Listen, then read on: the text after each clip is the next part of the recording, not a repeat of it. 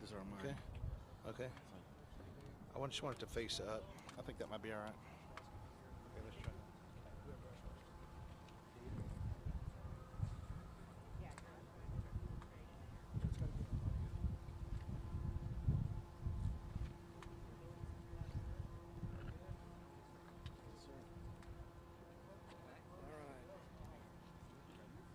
Okay, first off, I want to apologize. I told everybody that we were going to do every 15-minute increments, and we pushed it here till 6 o'clock. So thank you for your understanding with that.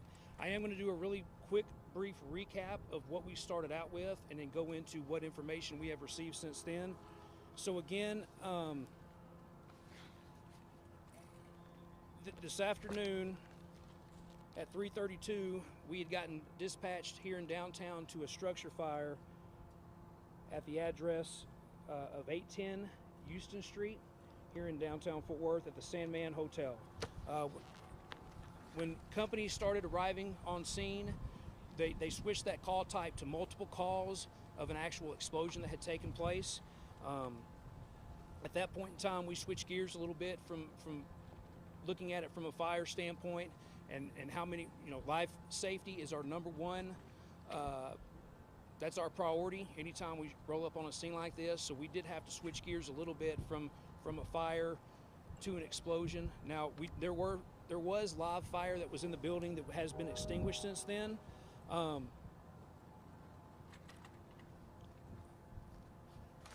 I apologize for this. The wind's kind of got my pages blowing around. It did go to a second alarm, and what that did was allow us to bring in more resources to help with the patient care and stuff that we needed, the fire, to make sure that we were doing a search of the entire building, and to put the fire out. We did have the ambulance, which comes and they can take multiple people to the hospital at one time. We had our MCI, our mass casualty trailer, that came, that offers a lot more resources and equipment for us to be able to do our jobs. The calls came in. We had initial calls that people were trapped in the basement.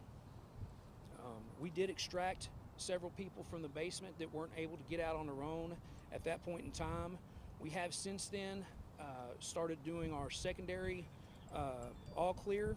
We have found another patient that was in the building. Now, earlier when I talked to you guys, I said that there was one person that was not accounted for. That person was found, but since then we have found that we had another patient that was trapped there in the building.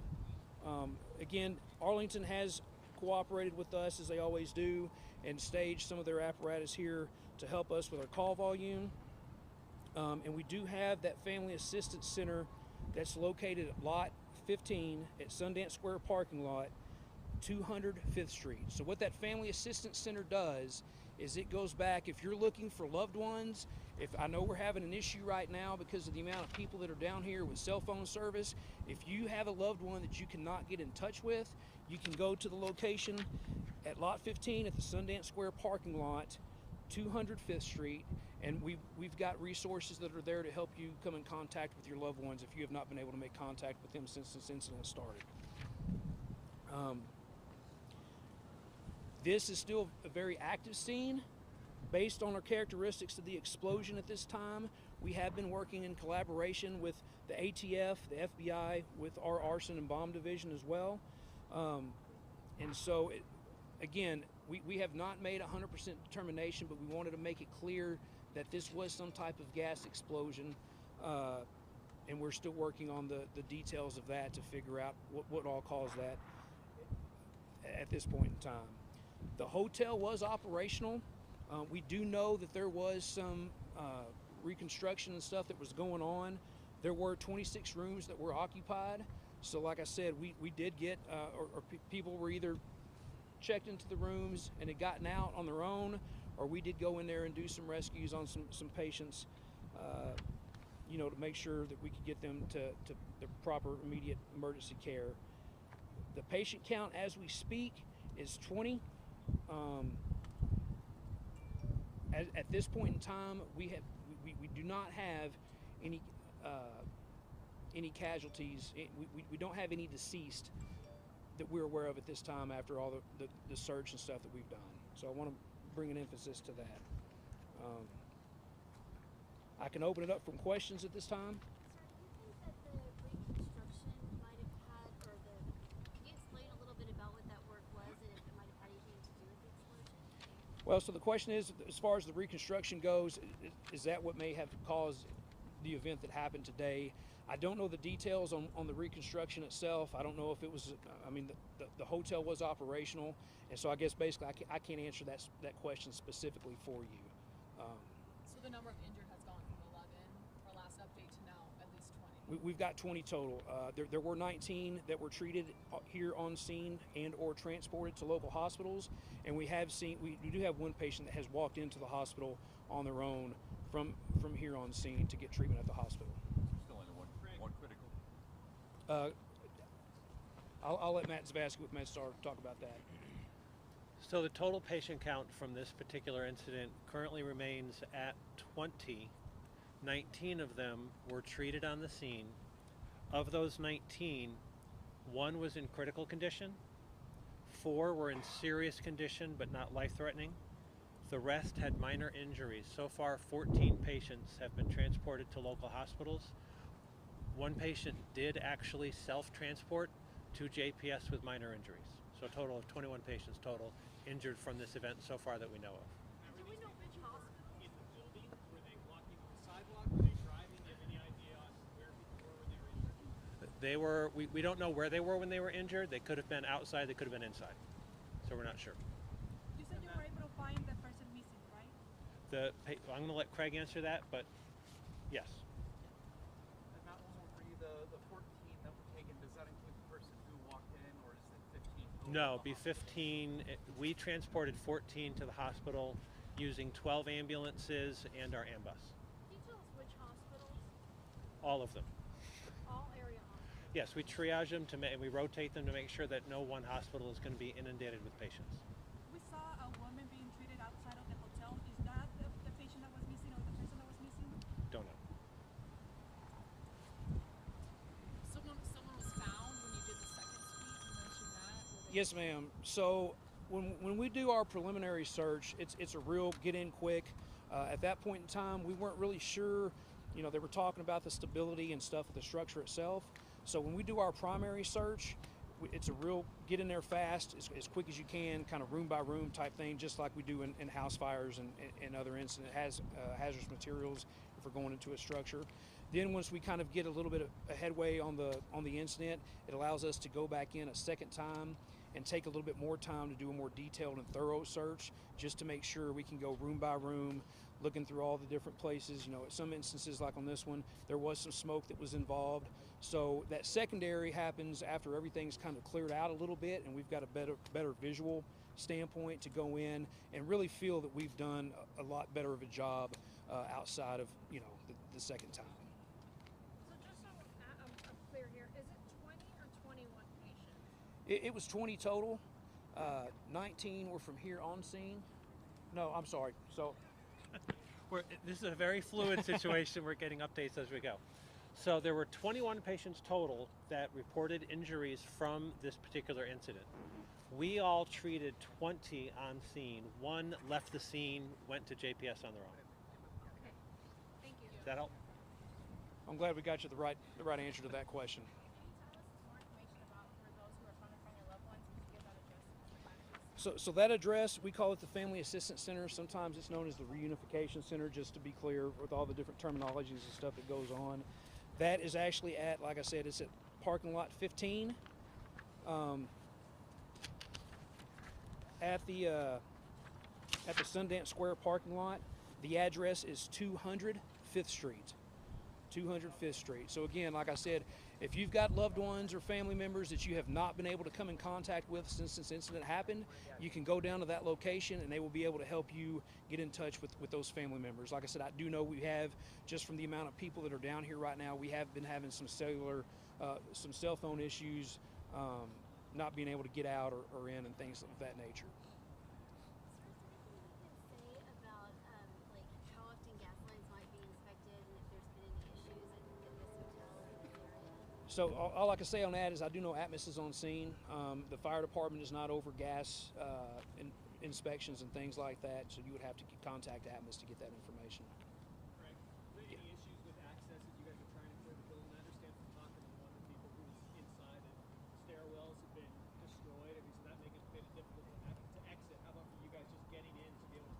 Yeah, so I know some of the places when they were making their way down into, like I said, we had reports of people that were trapped down in the basement, and because of the explosion that took place, some of those access areas were either covered up or didn't feel safe at that point for people to get down it to get, into those areas to make sure that we were able to get everybody out.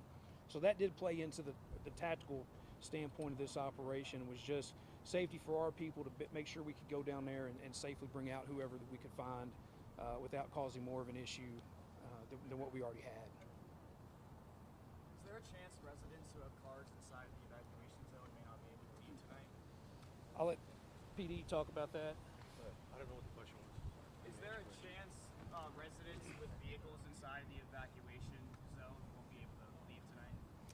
The plan right now, as far as the perimeter that's been set up, is after we talk with some of the experts that are reviewing the structural integrity of the building, if we're able to collapse the perimeter somewhat to open up some more areas, that would give people access to vehicles and the businesses in the area.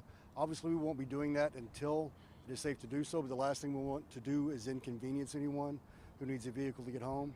So we'll work with everyone we can to make sure we allow access to areas as it's safe so they can access their vehicles as quickly as possible. Yes, sir. Make it, Chief. Been able to determine anything about the structural integrity of the building yet? We do have property management on scene, and they are looking into that as we speak. We're still, like I said, trying to make sure and clear the building to make sure that we've got everybody out at this point in time. So I'm not even sure yet if they've been able to get in until we've kind of went in and did everything that we needed to do from a life safety standpoint to make sure everybody has gotten out. So right now, is it accurate to say everyone's accounted? I would not say as of yet. Like I said, we have had the primary search, but we're still going through right now, going room to room to make sure we do the secondary search, just so we can say without a doubt that we have gotten everybody out and there's nobody else left inside. New question.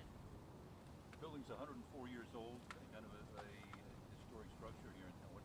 What does it mean to see this kind of event happen? Well, you don't skip to that first. You want to make sure people are safe. Really special thanks to our first responders, other jurisdictions that have stepped in to help our 4th Fire Department and Police Department to get to this place.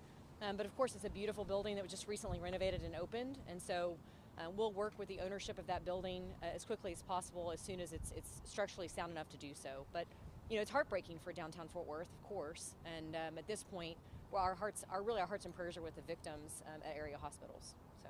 Were you here at City Hall when the explosion happened? Yeah, I was actually at our new building, at the new Pier 1 building. So, but this building was pretty quickly evacuated, as was the federal building and others in the surrounding area. Did you hear it? I did not hear it, but our staff that was here at City Hall definitely did. Most of them kind of described it as an earthquake sound. Yeah. Any other questions? Thanks. All right, again, thanks for everybody coming out. We'll probably, I would say before the 10 o'clock hour, we'll be back seeing everybody again.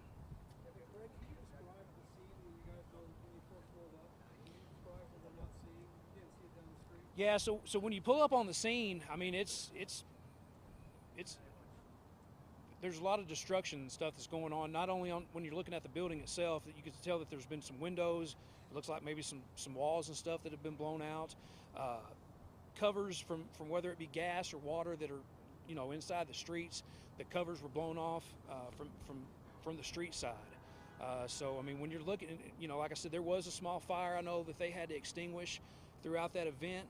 So I mean, it was chaos there for a minute when you show up and you're trying to figure out, okay, how many people are we talking about? What all resources and stuff do we need to make sure that we can, keep this as small as possible, but make sure we're on our end we're keeping the resources and everything coming in to make sure that we have them there on site instead of calling for them later and you've got to wait, especially with as congested as downtown got with all the emergency vehicles, to make sure that we had those resources that were there on scene. Were there also people helping other people in the street before you got there? I can't say to that. By the time I got there, everything was already roped off and emergency personnel were doing what they do. All right, no further questions, and we appreciate it. And like I said, we'll have another update before the 10 o'clock hour, or there at the 10 o'clock hour. Thank y'all.